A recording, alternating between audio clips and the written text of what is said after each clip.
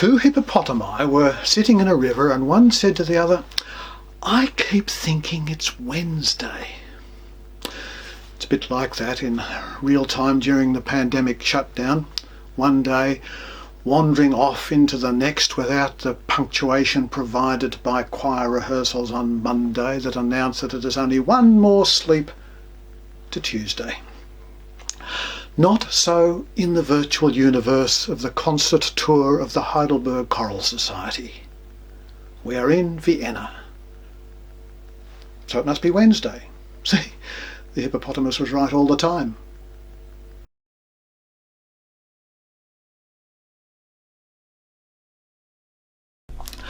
On the way to Vienna, we dropped off at the Milk Abbey. The abbey was founded in 1089 by Leopold II. He gave one of his castles to the Benedictine monks from Lambach Abbey. A monastic school was founded in the 12th century, and the monastic library soon became renowned for its extensive manuscript collection. The monastery's scriptorium was also a major site for the production of manuscripts. In the 15th century, the abbey became the centre of the milk reform movement, which reinvigorated the monastic life of Austria and southern Germany. Today's Baroque abbey was built between 1702 and 1736. Due to its fame and academic stature, Milk managed to escape dissolution under Emperor Joseph II when many other Austrian abbeys were seized and dissolved between 1780 and 1790. The abbey managed to survive other threats to its existence during the Napoleonic Wars and also in the period following the Anschluss in 1938, when the school and a large part of the abbey were confiscated by the state. The school was returned to the abbey after the Second World War and now caters for nearly 900 pupils of both sexes. Well, we gave an impromptu concert. Acoustics were amazing, a bit of a hiccup on the Sanctus, but tourists who didn't run from the room enjoyed it. Standing ovation we got. Well, there were no seats. They had to clap standing up, didn't they?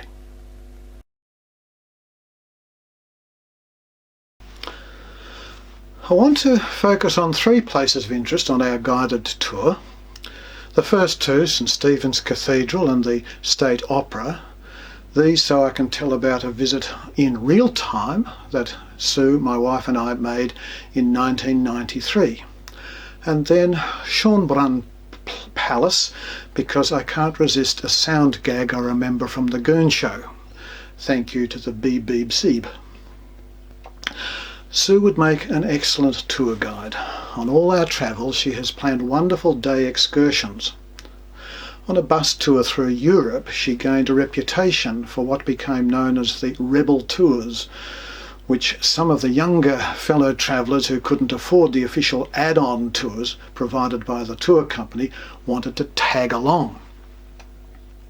In Vienna on the Monday morning we arrived for breakfast, and the oldies who had been on the add-on tours asked what we'd done on Sunday, and they listened with envy as we told them we had been to the opera.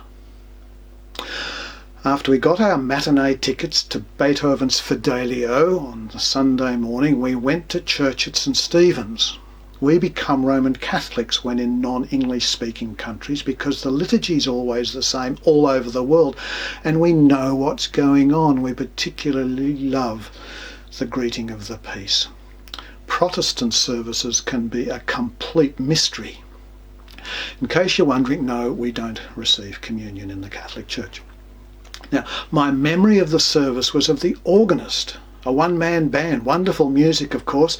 There was no choir, so in the service of the word, he walked from the organ console to the lectern and chanted the psalm unaccompanied. Well, the great treat of the day was the opera.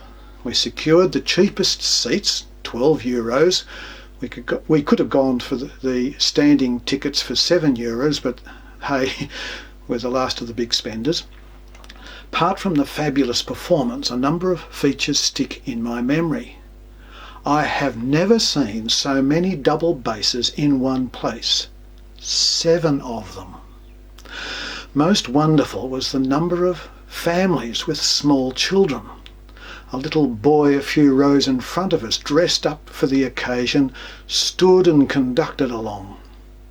Apparently the founders of the Opera House intended it to be a child-friendly place. Well, it certainly is. The applause at the end morphed into a rhythmic, slow clap. It astounded us. A very different expression of emotion from an Australian slow clap. But it was great. Then we were amazed how quickly the venue was emptied. Everyone had to collect items from the cloakroom. Nevertheless, the building was evacuated in no time at all. The Schönbrunn Palace was the main summer residence of the Habsburg rulers. The 1,441-room Rococo Palace is one of the most important architectural, cultural and historic monuments in the country.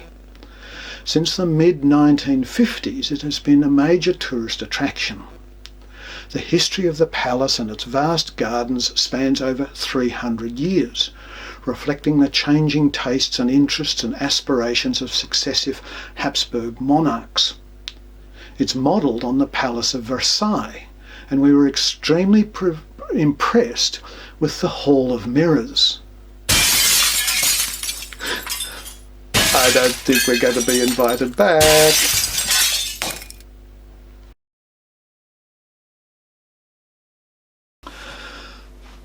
Well, that was Vienna. Concert went very well, bit of a hiccup in the Sanctus, but we think the audience appreciated the concert. We think that's what the slow clap meant. Anyway, off to Bratislava and Prague.